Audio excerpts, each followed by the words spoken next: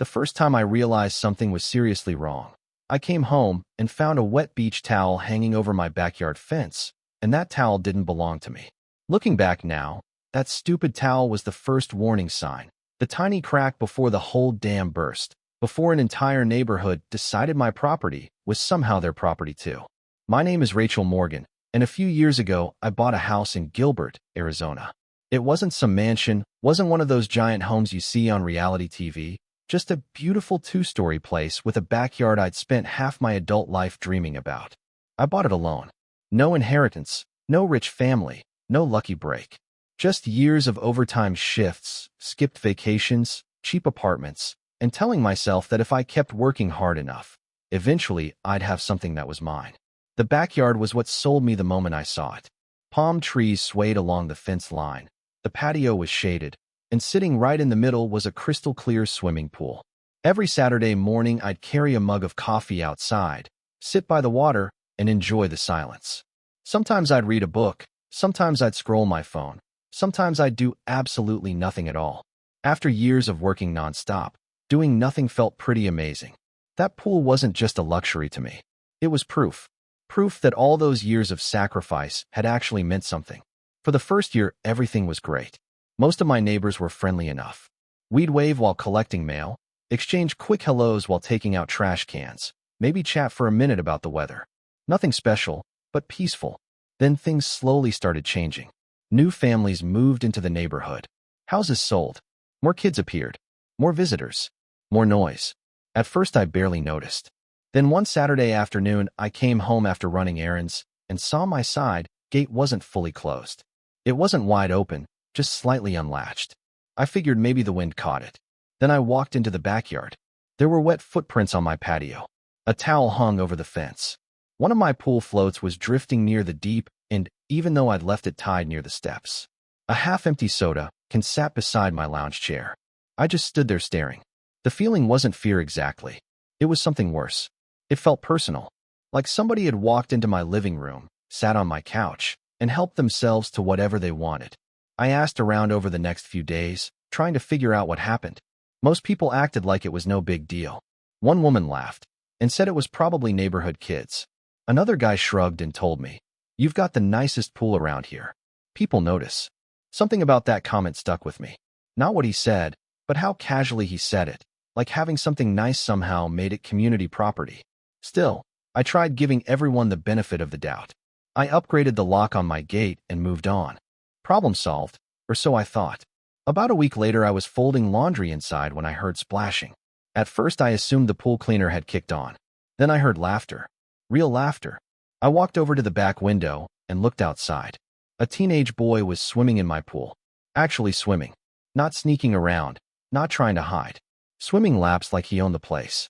Sitting beside him was a younger girl dipping her feet in the water while eating chips from a bag she'd probably brought from home. For a moment, I honestly wondered if I was imagining things. Then I opened the back door. "Excuse me." Both kids froze. The boy nearly tripped getting out of the water. The girl dropped her chips. "I thought nobody was home," he stammered. I remember staring at him because he sounded completely sincere. Like that explanation somehow made everything okay. "You thought nobody was home?" I asked. He nodded. "We didn't think you'd mind." I laughed. Not because it was funny. Because I genuinely didn't know how else to react. "You didn't think I'd mind strangers using my pool?" The two kids looked at each other, then bolted through the gate and disappeared down the street. Part of me wanted to let it go. Kids make dumb decisions. We all did stupid things growing up. But something about their confidence bothered me. They hadn't acted like they were trespassing. They acted like they had permission. The next day, I walked over to their house. I wasn't angry yet. Honestly, I expected a simple apology. Maybe some embarrassment. Maybe a promise it wouldn't happen again. Instead, I got a completely different reaction. Their mother crossed her arms before I even finished explaining. "Oh, come on," she said. "They're just kids." I nodded. Kids who climbed into my backyard. Their father leaned against the doorway and shrugged. They weren't hurting anything. I could feel my patience slipping. They were using my pool. The mother rolled her eyes. "You're making a bigger deal out of this than it needs to be." And right there, standing on that front porch under the Arizona sun, I realized something important. The problem wasn't the kids. The problem was the adults. The kids were simply behaving exactly how they'd been taught to behave. Somewhere along the line, these people had convinced themselves that boundaries only mattered when they belonged to them. That if somebody wasn't actively stopping you, then helping yourself was perfectly acceptable. That night, I sat beside my pool watching the sunset paint orange reflections across the water. The neighborhood looked calm, peaceful, ordinary. But deep down I had a feeling something had changed, and for the first time since moving there, I started wondering if the place I'd worked so hard to build might not stay peaceful for much longer. The next couple of weeks were strangely quiet, almost quiet enough to make me think maybe that awkward conversation with the parents had worked. Maybe word had gotten around. Maybe people finally understood that my backyard wasn't some community recreation center. To be safe, I installed a few security cameras anyway. Nothing fancy, just enough to keep an eye on the gate and the pool area while I was away. For a while it seemed like the right decision. No footprints, no random towels, no strangers. Every time I checked the camera feeds, everything looked normal. But looking back now, I think the cameras didn't solve the problem. They just delayed it. Summer in Arizona has a way of making people do dumb things. By July, the temperature was pushing triple digits almost every day. The sidewalks looked like they were melting. The air felt like somebody left an oven door open across the entire city. One Saturday afternoon, I pulled into my driveway after spending most of the day helping my sister move apartments across town. I was exhausted, sweaty, and looking forward to jumping into my pool for about 20 minutes before collapsing on the couch. Then I noticed my side gate. It was open, not cracked, not unlatched, wide open. My stomach immediately tightened. I walked toward the backyard and heard music, then laughter, then the unmistakable sound of multiple people splashing in water. For a second, I honestly thought maybe I had walked into the wrong house. Then I rounded the corner and saw my backyard. People were everywhere. Kids were swimming. Adults were floating on pool loungers. Somebody had set up folding chairs near my patio table. There were coolers sitting beside the fence. Bags of chips, empty soda bottles, beer cans, towels hanging over furniture. It looked less like my backyard and more like a neighborhood pool party. My pool party. Except nobody had invited me. I stood there frozen for a moment trying to process what I was seeing. Then I spotted a woman named Karen Mitchell standing in the shallow and talking with another neighbor. Karen lived 3 houses down. We'd exchanged maybe 5 words in 2 years. Yet there she was, waist deep in my pool, laughing like she owned the place. Then she noticed me, and instead of looking embarrassed, she waved. Actually waved. "Hey Rachel," she called out cheerfully. "Hope you don't mind. It was so hot today." I remember blinking. My brain couldn't even decide which emotion to process first. Anger, shock, disbelief. All of them arrived at once. "Everybody out," I said. At first nobody moved. A few people exchanged confused looks. One guy laughed like I was joking. "I'm serious," I said. Louder this time. "Get out of my yard. Right now." The music stopped. Conversations died.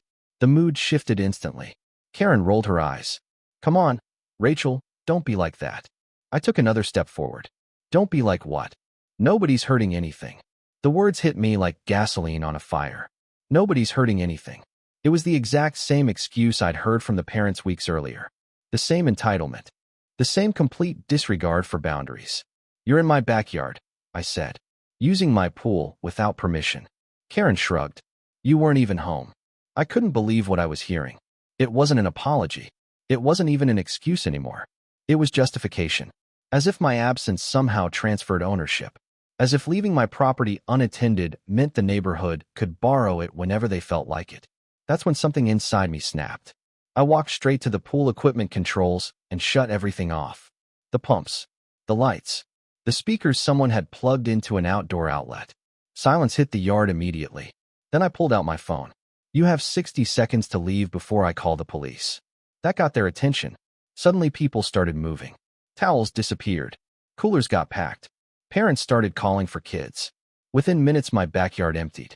But the expressions on their faces were what stayed with me. Not guilt. Not embarrassment. Annoyance. Like I was the one ruining their afternoon. Like somehow I had broken an unwritten rule by expecting basic respect. Karen was the last one to leave. As she walked toward the gate, she looked back and said, "You know, people might actually like you if you weren't so uptight." Then she left. I stood there staring at the empty yard. My yard. Beer cans littered the patio. Wet footprints covered the concrete. Somebody had spilled chips into the flower bed I'd spent months landscaping. For a long time, I just stood there in silence. Then I started laughing. Not because anything was funny, because the entire situation had become ridiculous. I had spent weeks trying to be polite. I'd asked nicely. I'd talked to parents. I'd installed locks. I'd installed cameras. None of it mattered. These people didn't see boundaries. They saw obstacles. And obstacles only worked if somebody respected them. That night, I poured a glass of iced tea and sat at my kitchen table watching security footage from earlier that afternoon. I watched neighbor after neighbor enter my yard through the gate. Nobody hesitated. Nobody looked nervous. They simply walked in. Some even brought guests. One family carried pool toys. Another brought folding chairs. It was like they had collectively decided my property belonged to everyone. That's when I stopped being angry and started getting creative. The next morning, I drove to a hardware store and bought industrial-grade locks for every gate on the property. Then I ordered something online I'd learned about years earlier while reading an article about public swimming pools. Pool dye? Completely harmless. Completely safe. But capable of creating some very interesting reactions in people who didn't know any better. The dye itself wasn't even the important part. The idea was. A few days later, I visited a local print shop and had a large sign made. The wording was intentionally dramatic. Warning: chemical treatment in progress. Unauthorized pool use may result in skin irritation, discoloration, or other temporary effects. Was any of it technically true? Not really. Was it illegal? No. It was a warning sign on private property. Nothing more. I mounted it directly on the fence where everybody walking past could see it. Then I placed an old industrial chemical container near the pump equipment. Empty. Harmless. But visually convincing. After that, I waited. And honestly, the results were better than anything I could have imagined. The very next afternoon, I watched from inside my living room as two teenage boys approached the gate. One pointed at the sign. The other read it out loud. They both stared at the container. Then they immediately turned around and left. I nearly spit out my drink laughing. But the real entertainment arrived that evening. Around sunset, I noticed Karen walking her dog past my house. She stopped. Read the sign. Read it again. Then pulled out her phone. Within 20 minutes, my neighborhood Facebook group exploded. Somebody posted a photo of the warning sign. Comments poured in by the dozens. People speculated about toxic chemicals, environmental hazards, safety concerns. One woman asked whether the city should investigate. Another wondered if the treatment could affect groundwater. The irony was incredible. Nobody seemed concerned about trespassing. Nobody seemed concerned about invading private property. But suddenly everyone cared because they couldn't use the pool anymore. As I sat there scrolling through the comments, I realized something important. This had never been about swimming. It had never been about cooling off during summer. It was about entitlement. They genuinely believed access to my property was something they deserved. And now that access was gone, the backlash was only beginning. The backlash started exactly the way you'd expect. People who had spent weeks treating my property like public property suddenly became experts on fairness, community spirit, and neighborly behavior. For several days, I watched the Facebook group turn into a circus. Some neighbors insisted I was overreacting. Others claimed the warning sign was excessive. A few even suggested that if I wasn't using the pool every hour of every day, then maybe sharing it would be the neighborly thing to do. What fascinated me wasn't the criticism itself. It was how nobody seemed capable of acknowledging the actual issue. Not one person said, maybe we shouldn't have been entering somebody else's backyard. Somehow that part always got skipped. Then came Thursday evening. I was sitting at my kitchen counter finishing dinner when somebody started pounding on my front door hard enough to rattle the glass. I already knew who it was before I looked. Karen. I opened the door and found her standing there with her arms crossed, face red, jaw clenched, looking like she'd been rehearsing an argument during the entire walkover. "We need to talk," she said. I leaned against the doorway. That's usually how conversations work. Her eyes narrowed immediately. "People are saying you've put dangerous chemicals in your pool. People say a lot of things. Rachel, be serious." "I am serious." She pointed toward the backyard. "What exactly is in that water?" I paused for a moment, partly because I wanted to enjoy what came next. "Nothing dangerous." Her expression shifted. "Then the sign is fake?" "The sign says unauthorized use may result in consequences." "That's not what people think it means." I shrugged. "Sounds like a people problem." For a second, she looked completely stunned. Then the frustration came pouring out. You know what your problem is? She snapped. You don't know how to be part of a community. I laughed. A real laugh this time. Not angry. Not defensive. Just genuinely amused. A community? I asked. Karen, a community doesn't climb over fences and help itself to somebody else's property. Nobody was hurting anything. There it was again. The sentence that had become the unofficial slogan of the entire neighborhood. Nobody was hurting anything. I stepped outside and closed the door behind me. Let me ask you something, I said. If I walked into your house while you were gone, sat on your couch, ate your food, and invited friends over because you weren't home, would that be okay? She opened her mouth, then closed it. That's different. Why? She didn't answer. Because she couldn't. The truth was simple. People love boundaries when the boundaries protect them. They hate boundaries when those same boundaries prevent them from getting what they want. Karen shifted uncomfortably. Look, the kids just wanted somewhere to swim. Then their parents can buy a pool. Not everyone can afford that. I nodded. Neither could I for most of my life. That was the first time she went quiet. Because beneath all the arguments and excuses sat a fact nobody wanted to acknowledge. That pool existed because I'd spent years working for it, maintaining it, paying for it, cleaning it, protecting it. Nobody had offered to help with the bills. Nobody had offered to pay for repairs. Nobody had volunteered to clean leaves out of the filter at 6 in the morning. But somehow everybody wanted membership privileges. Finally, Karen shook her head. You're unbelievable. No, I said calmly. What's unbelievable is how many people convinced themselves they were entitled to something that never belonged to them. For a few seconds, neither of us spoke. Then she turned and started walking away. Halfway down the driveway, she looked back and delivered one final shot. Enjoy being the mean neighbor. I smiled.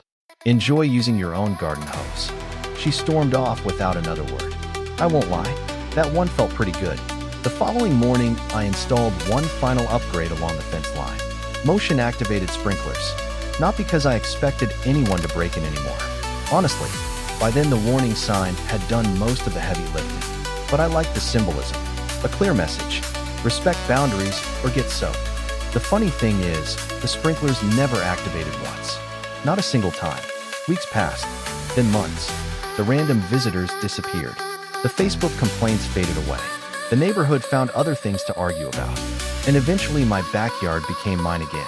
Every Saturday morning I'd sit beside the water with a cup of coffee, watching the sunlight dance across the surface just like I used to. The difference was that now I appreciated it more. Because sometimes you don't fully appreciate peace until you've had to fight for it. Looking back, I don't think this story was ever really about a swimming pool. The pool was just the stage. The real story was about boundaries. About how some people will keep taking until somebody finally says no. About how being polite isn't the same thing as being weak. And about how respect isn't created by popularity. It's created by consistency. You teach people how to treat you by what you're willing to tolerate. Maybe some viewers will think I was petty. Maybe some will think I should have called the police sooner. Maybe some will say I should have just shared the pool and avoided the conflict altogether. Honestly, I'd love to hear what you think. If you were in my position, what would you have done? Would you have handled it differently? At what point does being a good neighbor turn into letting people walk all over you? Drop your thoughts in the comments below, because I know this one is going to divide people. And if you've ever dealt with entitled neighbors, boundary issues, HOA drama, or a situation where someone mistook your kindness for weakness, share your story too. Don't forget to like the video, subscribe to the channel, and turn on notifications for more real-life neighborhood drama and unbelievable community conflicts. Thanks for watching, and remember, people don't usually respect boundaries until they discover those boundaries are real.